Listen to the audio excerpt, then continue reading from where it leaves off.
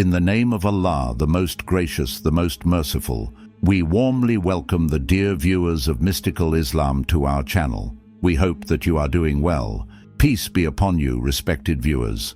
Applying henna is a form of adornment for women. If we look back a few years, applying henna was a common practice among women. However, in today's era, henna is used only during special occasions or specific festivals.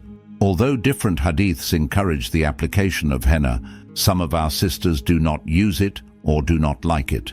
Those sisters should listen carefully to today's video and try to understand what our beloved Prophet Muhammad has said regarding this matter. To learn more about this, we request you to watch today's video till the end. If you haven't subscribed to our channel yet, subscribe now, and don't forget to click the bell icon so that you receive notifications of our upcoming videos. Viewers, if we talk about a few years ago, women used to apply henna to color their hands, and there were no specific fashion trends. However, in today's era, women do not apply henna just to color their hands, but also to create various designs.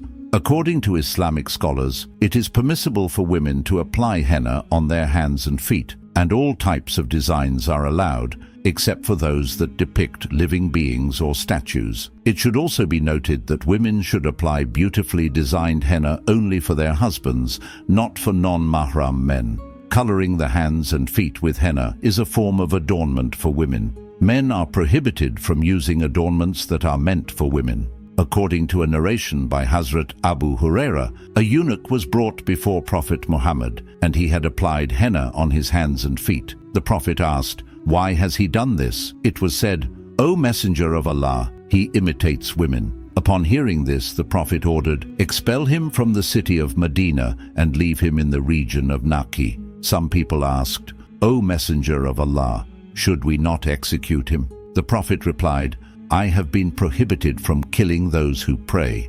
From this hadith, we learn that applying henna is a form of adornment for women, and it is not allowed for men. Another hadith supports this prohibition, as Hazrat Anas narrates that Prophet Muhammad forbade men from using saffron as a dye. Hafiz ibn Hajar writes that men are prohibited from dyeing their hands and feet. However, using henna as a medical treatment is allowed. Using it as a medical treatment means that if blisters appear on the hands or feet due to heat or burns, applying henna to the wounds is permissible. But dyeing hands and feet with henna as a fashion statement is not allowed for men. Therefore, men should avoid applying henna at weddings. Viewers, now let us look at the sayings of Prophet Muhammad. Women are permitted to apply henna, and doing so for the happiness of their husbands brings greater reward. However, adorning oneself for non-mahram men is forbidden. Similarly, men are not allowed to apply henna. Let us now discuss dyeing the hair with henna and other dyes according to the teachings of Prophet Muhammad. Many people wonder whether it is permissible to dye hair. To understand this, let us look at the guidance found in Hadith. It is narrated that Prophet Muhammad used to dye his hair and also encouraged it. Similarly, the rightly guided caliphs used to color their white hair. In Islamic teachings, black dye is prohibited and forbidden, while henna, which gives shades of red, yellow, or reddish-black, is permissible and recommended.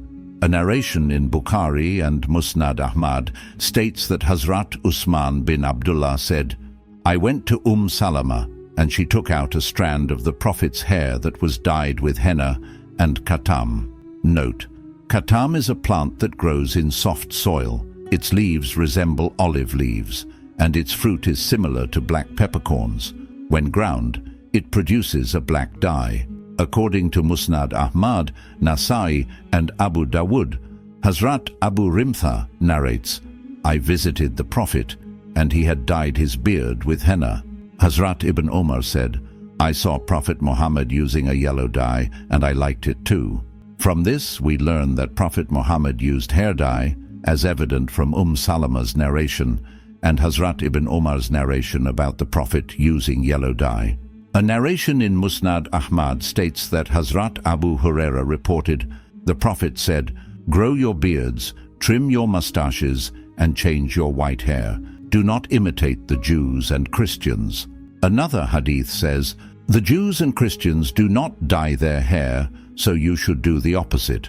Abu Umama narrates that Prophet Muhammad saw some elderly men of the Ansar with white beards and said, "O Ansar, dye your beards red and yellow, and do not imitate the people of the book." According to Abu Dawud, Ibn Majah and Tirmidhi, Abu Dhar narrates that Prophet Muhammad said, "The best things to use for changing the color of white hair are henna and katam." Another narration from Sahih Muslim states that on the day of the conquest of Makkah, Hazrat Abu Bakr's father, Abu Quhafa, was brought before Prophet Muhammad. His head and beard were completely white. The Prophet said, "Change this white color, but avoid using black dye." According to Imam Nawawi, Ishaq ibn Rahway and other scholars consider black dye to be prohibited. Some scholars say it is only disliked, but the preferred opinion is that it is forbidden. Therefore, we should follow the teachings of Prophet Muhammad. Our sisters should use henna, and we request our brothers to avoid it, except for their hair. We should also avoid black dye. Viewers, we hope you liked today's video. If you did, please subscribe to our Mystical Islam channel, press the bell icon, like our videos, and share your valuable feedback in the comments. We take great care in bringing you authentic and verified information. If you find anything against Islamic teachings, please inform us through comments. Your support and encouragement keep our team motivated. Keep watching our channel. We will return with a new topic soon. May Allah be our protector and helper. Ameen.